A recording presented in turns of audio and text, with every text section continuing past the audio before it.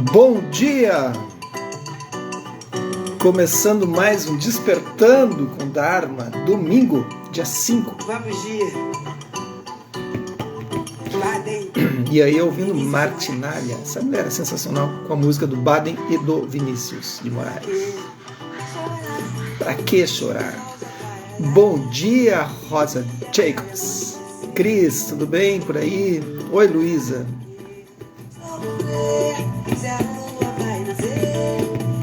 Pra que chorar, pra que sofrer, se a lua vai nascer? Bom dia, Rosali. Bom dia, Ana Tereza. A questão é só de dar, a questão é só de dor. Bom dia, Úrsula. Bom dia, Fabiola. Tudo certo aí? Chegaram bem? Maria, bom dia. Pra que chorar, pra que sofrer, se há sempre um novo amor em cada novo amanhecer. Pra que chorar, pra que sofrer, se há sempre um novo amor a cada amanhecer. É isso aí, gente. É a impermanência das coisas. Bom dia, Isis Duboc. Essa música tem uma história interessante, porque quando o Vinícius escreveu essa música, foi em 78. E ele estava na Clínica São Vicente, no Rio. Bom dia, Conceição. Quem é do Rio aí sabe onde fica essa clínica. Eu trabalhei nessa clínica em 1991 e 92. Eu estava trabalhando lá num escritório austríaco, Rolf Werner Rutter, de arquitetura. Bom dia, Gorete. E essa clínica São Vicente é uma clínica famosa no Rio, então eu me formei e fui trabalhar num escritório de arquitetura austríaco. E aí ele me chamou para fazer uns projetos junto lá na clínica São Vicente. Eu era funcionário, né, arquiteto recém-contratado. E aí essa clínica São Vicente no Rio é só para desintoxicar os artistas. Vocês conhecem? Isso em 92, gente, pensa quanto tempo. E aí o Vinícius, em 78, estava nessa clínica, 78. E ele estava nessa clínica, ele e o Baden, para desintoxicar. E segundo ele, eles iam todo ano para essa clínica para dar uma desintoxicada por causa do álcool, né? Dar uma limpada. E ele estava lá fazendo uma música, não sei o quê, daí eu ouvi um chorinho de um velho, assim, um choro de um senhor, assim, no quarto ao lado. Ele foi lá ver. O senhor já estava para morrer, assim, 80 anos. E aí umas senhorinhas chorando na volta, disse uma coisa muito singela, muito uma morte tranquila, assim, esperada. E aí mas ele estava com samba na cabeça, que ele estava criando, ele estava na clínica fazendo samba, né?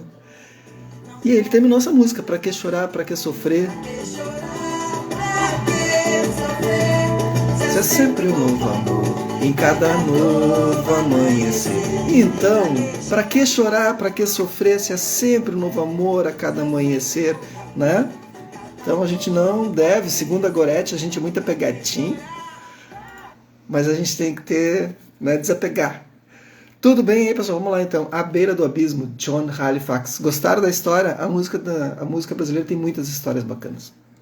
A Beira do Abismo, John Halifax, editora Lúcida Letra, onde o medo e a coragem se cruzam. Vamos continuar. Tudo certo? Página 277, para quem está acompanhando. Bom dia, Silvia. Compaixão no terreno da cremação. Recentemente, ministrei um treinamento de Grace, lembra ontem, né, do Grace que a gente falou? No Japão, para pessoas que trabalhavam com cuidados ao fim da vida. Compartilhei com os participantes que a vida e a morte são experiências confusas. Não devemos esperar resultados perfeitos ou esperar que as coisas sejam do nosso jeito. Um dos médicos no treinamento levantou-se. Vamos fazer. Um dos médicos no treinamento levantou-se e falou sobre a ansiedade que sente todos os dias tentando atender às necessidades de seus pacientes. Quando um de seus pacientes com câncer é transferido do seu andar para a unidade de cuidados paliativos, ele se sente derrotado, como se tivesse falhado com seu paciente. Sua força moral desmorona e ele entra em pânico ao perceber que não tem tempo para lidar com seu medo e com sua dor. E não tem tempo para atender a fila de pacientes que precisam de sua ajuda. Ele se sente preso em um sentimento de falta de sentidos que esgotou sua capacidade de compaixão e carinho, levando-o a experimentar um desespero absoluto e a considerar suicídio. Mas ele não queria prejudicar sua família. Olha que situação extrema do burnout, assim, né? E do altruísmo patológico também, de tudo, né? Compaixão patológica. Claramente esse médico estava em um terreno de cremação, que é em parte criado por ele mesmo e em parte criado pela sociedade. Burnout, estresse, culpa, moral baixo, pânico, futilidade, desespero, ideação suicida. É uma combinação letal que pode levar à morte. Ele nos disse que estava participando do treinamento do Grace para ver se conseguia encontrar um caminho para sair dessa situação desesperadora. Ao ouvi-lo, lembrei-me do Tibete e dos terrenos de cremação que visitei por lá. Toda vez que viajava para o Monte Kailash, no oeste do Tibete, subia até a Dakini Charnel Ground, um planalto árido e rochoso acima da trilha no lado oeste da montanha. Esse é o lugar onde os cadáveres são oferecidos em uma prática conhecida como enterro no céu. Imagina que situação. Ou em tibetano, jator, espalhando-se para os pássaros. Eles deixam os corpos ao ar livre, assim, e para os pássaros comerem. É verdade isso. Lá pratiquei meditação caminhando sobre pilhas de ossos e poças de sangue, gordura e fezes. O fedor é rançoso, mesmo com um vento frio, e eu podia ouvir o bater das asas dos abutres e os uivos de chacais por perto de nós. Então, um corpo para alimentar os outros seres. Isso é um desapego. Mas é uma cultura, né, gente? É outra cultura, é outro tipo de visão. Ali faz sentido dentro desse contexto, né? Então a gente não deve julgar nesse sentido. Na primeira vez que visitei o terreno de cremação, encontrei 2 rostos desprendidos de seus crânios, com os cabelos emaranhados e ensanguentados. Abalada, mal consegui ficar de pé, evitando pisar naquelas máscaras sangrentas de morte. Um homem vestido com um casaco militar esfarrapado se aproximou de mim e fez um sinal para eu me deitar entre os restos mortais. Eita, só pior. Olhando em volta, vi que os tibetanos estavam sentados aqui e ali, em meio aos pedaços dos corpos. Mas eu acho que deve ser até meio perigoso, né? Questão de doença, assim. Uma mulher picava a língua e outras picavam os dedos, tirando sangue, fazendo oferendas que simbolizavam a morte e o renascimento. O homem do casaco militar olhou para mim e novamente apontou para a terra fria e escorregadia. Lentamente abaixei meu corpo e me deitei naquele chão bagunçado e rochoso. O homem então puxou uma faca longa e enferrujada de uma bainha por baixo do casaco e começou a fingir que partia meu corpo. Uma onda de medo e nojo me atravessou, mas então relaxei e me soltei na percepção de que eu também sou sangue e osso. Olha que prática, gente. Isso é uma prática de meditação. Né? Saiu o próximo Arquitetura da Mente, a gente vai fazer um negócio assim. O que vocês acham? Vamos se inscrever num curso desses? Nós vamos para o Tibete e vamos ver de perto como é que funciona. Eu não. Quem quer ir para um curso desses no Tibete, dá uma olhadinha lá nesses corpos, assim, fazer uma prática dessa. Levanta a mãozinha quem quer ir. Vamos lá. Quem não quer, bota a mãozinha para baixo. Vamos acordar, gente. Vamos. Que isso? Já são quase 7 horas da manhã. Não vai ter sol, mas vai ter vida. A aversão desapareceu aos poucos enquanto olhava para o Monte Kailash, coberto de neve, lembrando que mais cedo ou mais tarde eu também estarei morta. E o pensamento que passou pela minha cabeça foi: por que não viver plenamente agora? Por que não viver para eliminar o sofrimento dos outros? O que mais eu gostaria de fazer com a minha vida? Para que chorar, para que sofrer? Se há sempre um novo amor a cada amanhecer. Lembram da música ali? De certa forma, essa experiência estranha não é tão estranha assim. Somos feitos de sangue, ossos e tripas, como qualquer passagem por um pronto-socorro nos fará lembrar. No entanto, Kailash é um lugar visivelmente sagrado e o ritual do desmembramento simbólico é um ritual de passagem que nos abre para a realidade da impermanência e da própria morte. Para mim, aquela experiência foi muito intensa, mas não traumatizante. Na verdade, foi libertadora, porque é mais difícil temer o que se vê com mais clareza. Legal. Ó, aqui ela já vai responder aí, ó. Não temos que ir ao Tibete ou entrar em uma zona de guerra para praticar em um terreno de cremação. O terreno de cremação é uma metáfora para qualquer ambiente em que o sofrimento esteja presente. Um hospital no Japão, uma escola, um lar violento, uma instituição mental, um abrigo para os sem-tetos, um campo de refugiados. Até mesmo um espaço de privilégios, como uma sala de reuniões corporativas. É mesmo. Às vezes eu entro em salas de reuniões, assim, em alguns lugares, em que tu vê, assim, total desalinho da moralidade e ética, assim. Aí tu fica ali naquele lugar que tu tem que ficar e não ser contaminado por aquilo. E eu faço prática, faço realmente prática de meditação enquanto estão falando. É um lugar que quebra a ética. Até mesmo um espaço de privilégio, como uma sala de reuniões corporativas, o pregão de Wall Street ou o escritório de um magnata da mídia. Pode ser um terreno de cremação.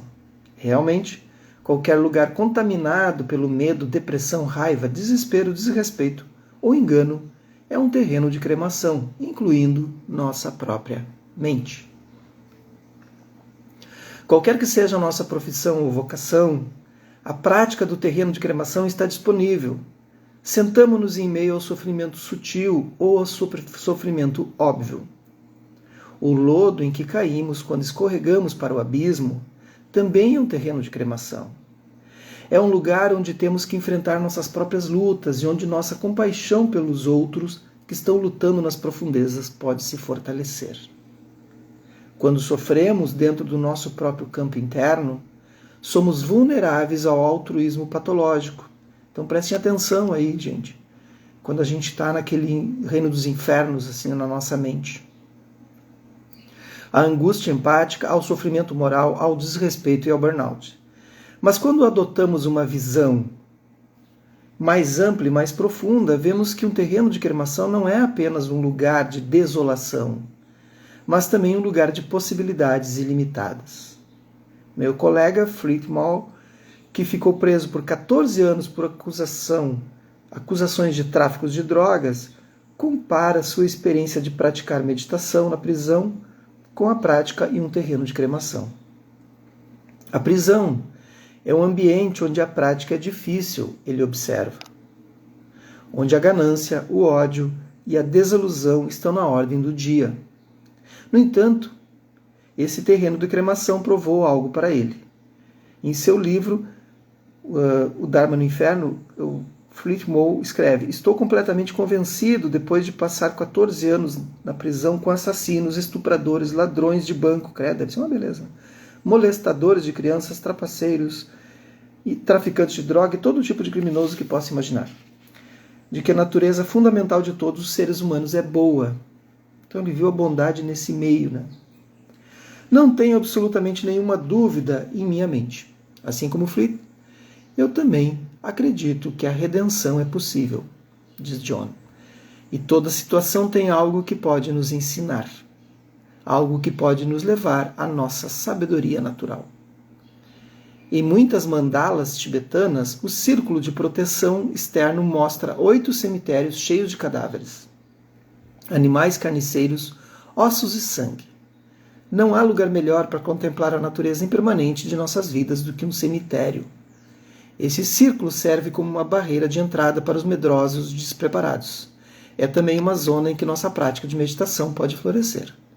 Se encontrarmos equanimidade em meio à morte e à decrepitude, poderemos nos tornar o Buda no centro da mandala.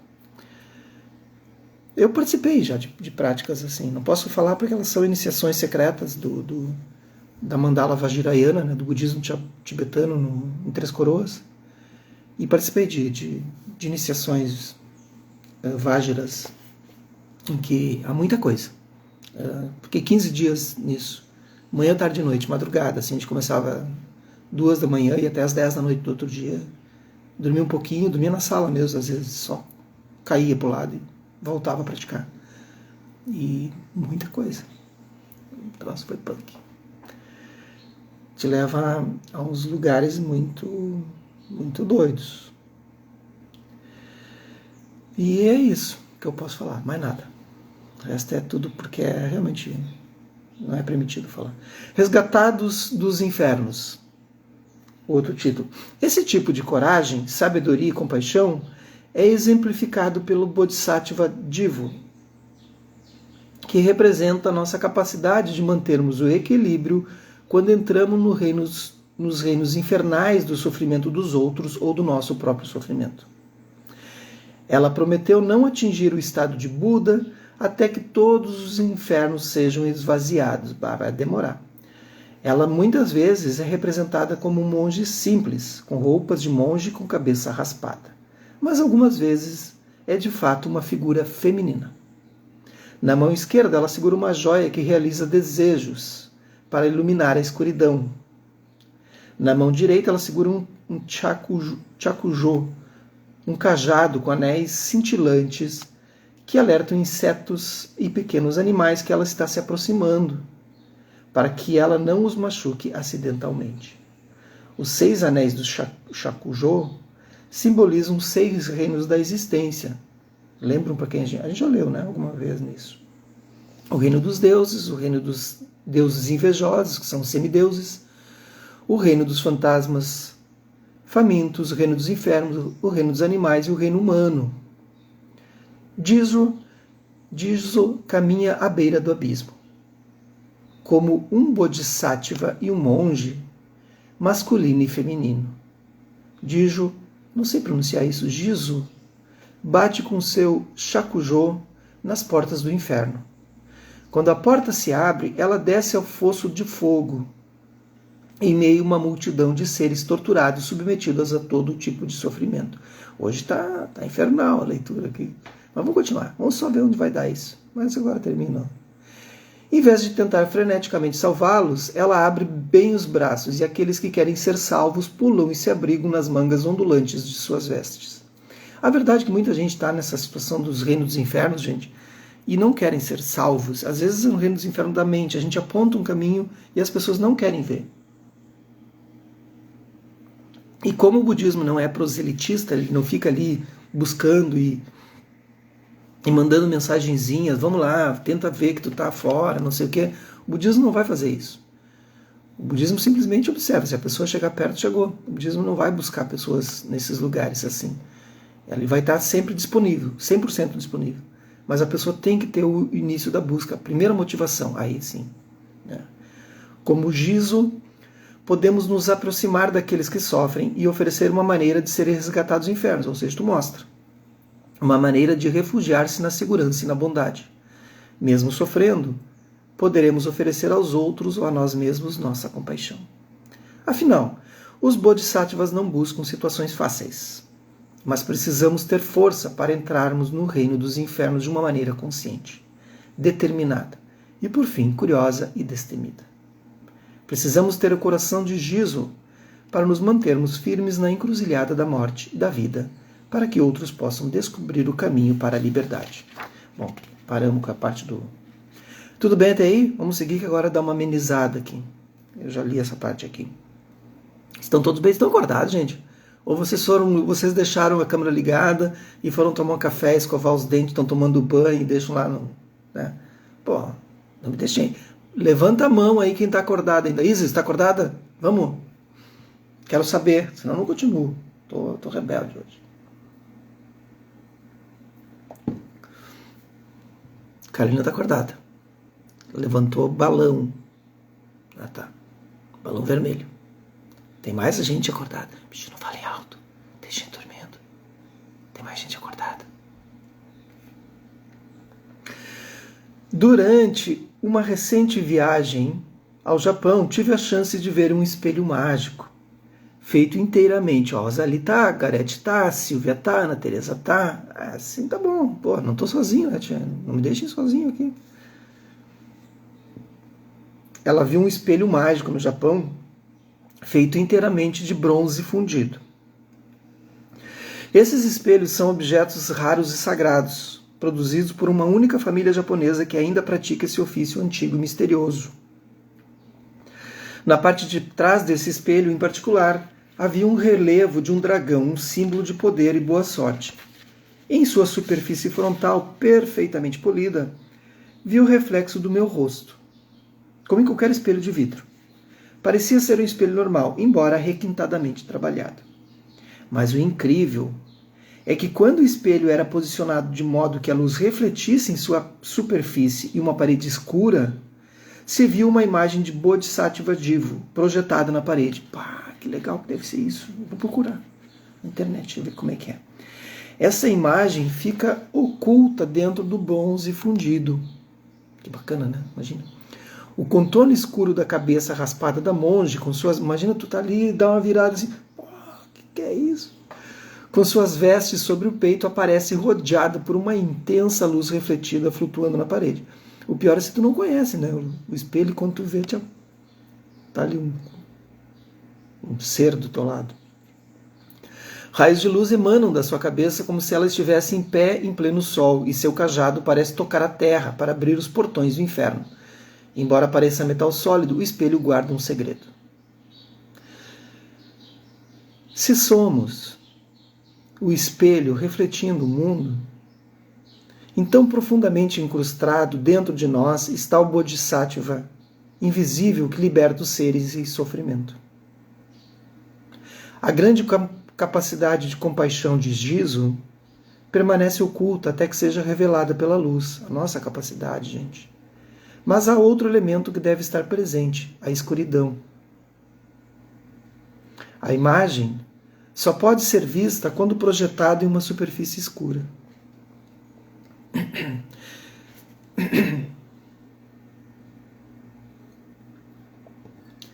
Esse casamento entre trevas e luz, sofrimento e redenção, fala das condições que Jizo encontra e que nós encontramos no reino dos infernos e nos terrenos de cremação de nossa própria vida.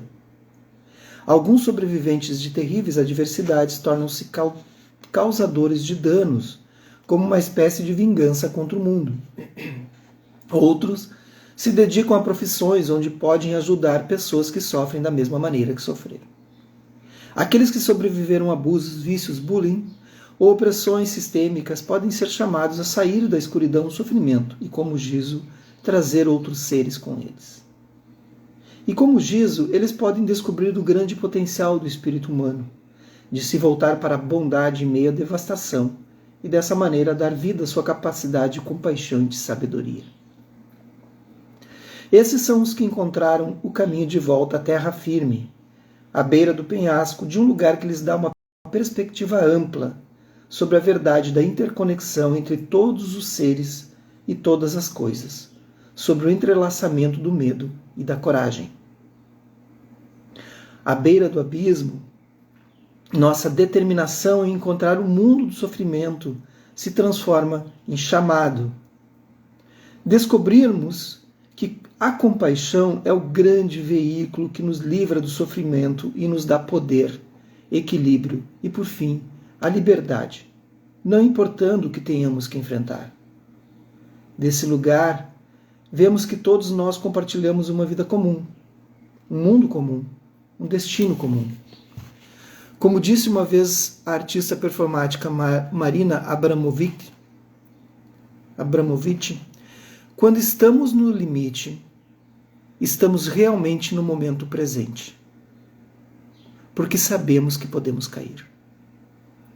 Porque o perigo de cair nos lembra que o momento presente é o único momento real, é o único lugar autêntico para se habitar. Quando estamos no limite, não podemos nos afastar do sofrimento, seja em nossas vidas internas ou externas. Ali, precisamos encontrar a vida com altruísmo, empatia, integridade, respeito e engajamento.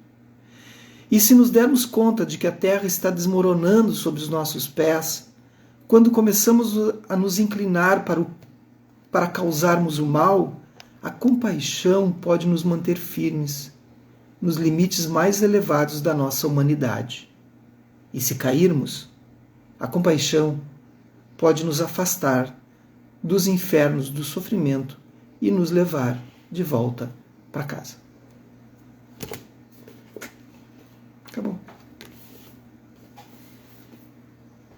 É isso.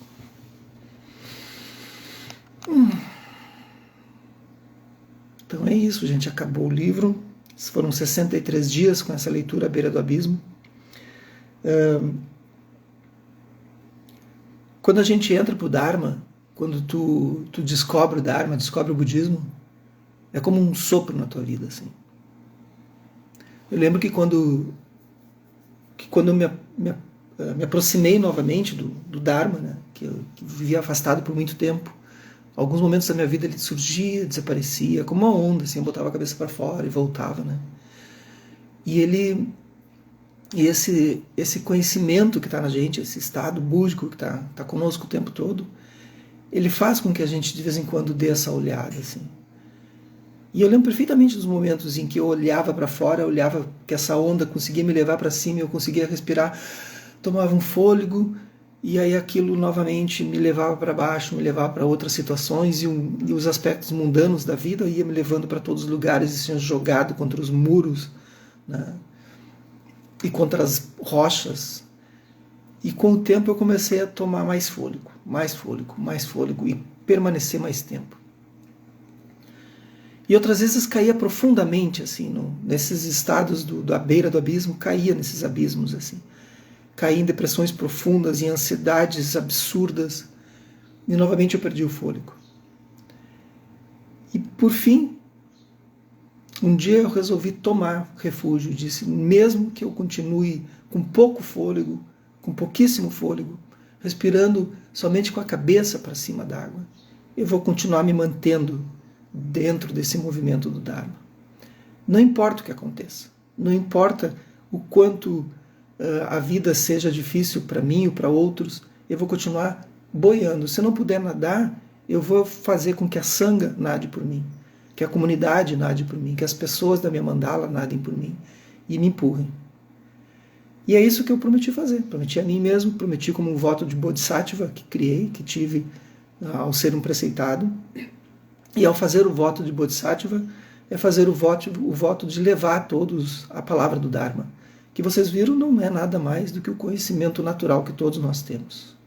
Todos nós temos esse conhecimento que a John Halifax, que o Thich Nhat Hanh, que o Dalai Lama, que a Tenzin Palmo, ao longo desses livros todos que eu fui lendo ao longo de um ano, né? Todos nós temos esse conhecimento. Mas o que nós precisamos é ter uma motivação correta. E a motivação correta faz com que a gente levante de manhã, mesmo tendo dormido tarde, não importa, isso não interessa dentro do budismo, dentro do Dharma. Não importa que horas tu foi dormir, não importa como tu tá. Isso não tem a menor importância. A importância é que tu assumiu um voto. Isso não é se dar chibatadas, não pensem. Quando tu assume um voto, tu tem uma motivação correta, uma intenção correta. E nada mais importa. Então é isso que eu procurei fazer.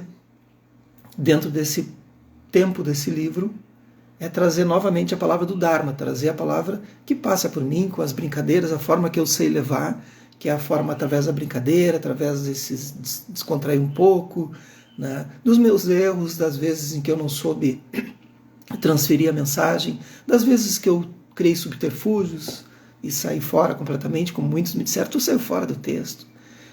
É a forma que eu possuo, é a forma que se encontra, é a forma que se apresenta. E é aquilo que a gente usa. Então, ao longo desses 63 dias, é o que eu pude fazer para vocês, por mim e por vocês. E espero que vocês continuem ouvindo o Dharma. E ouvir o Dharma não é ouvir uma live, não é ler um livro, é ouvir-se. O Dharma, quando o Buda descobriu o Dharma, ele sentou. Ele não fez nada mais do que isso. Não existia internet, não existia nada naquela época. Ele simplesmente sentou e permaneceu em silêncio. E quanto mais em silêncio ele ficava, mais aparecia para ele. E aí então tudo se liberou. E é isso que nós temos que fazer, ficar em silêncio. Ficar em silêncio. Cada vez mais. É necessário ficar em silêncio. A gente volta, se a impermanência permitir, é claro, né? Naturalmente as coisas dependem da vida. Mas já estou com o livro aqui na minha mesa, já separei. Logo eu revelo, né? Deixar esse momento. Agora, um dia ou dois, aí a gente já revela o livro para vocês poderem adquirir, tá? Poderem acompanhar, né? Rapidinho. Então eu já passo. A gente continua com a leitura do Dharma, que eu acho que é um projeto bacana. Não sei se vocês aqui, hoje é um dia que geralmente tem menos pessoas, né? Mas se vocês concordam, eu pretendo continuar com a leitura do Dharma. Então agora a gente dá essa pausa para vocês e para mim e sigamos.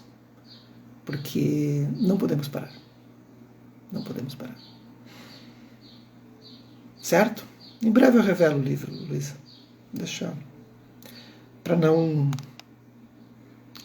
Degustem esse último que foi tomado. Por enquanto. Não tenho pressa.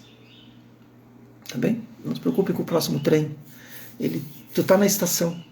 O trem vai passar. Não te preocupa. O importante é estarmos na estação. Bom dia a vocês. Bom domingo. E até logo mais. Logo. Bem logo. Logo. Não te preocupe. Fique na estação que o trem passa. Que os méritos desse nosso encontro se expandam e toquem a todos. Todas. E que nós possamos nos tornar um caminho iluminado. Façam o voto de Bodhisattva, gente.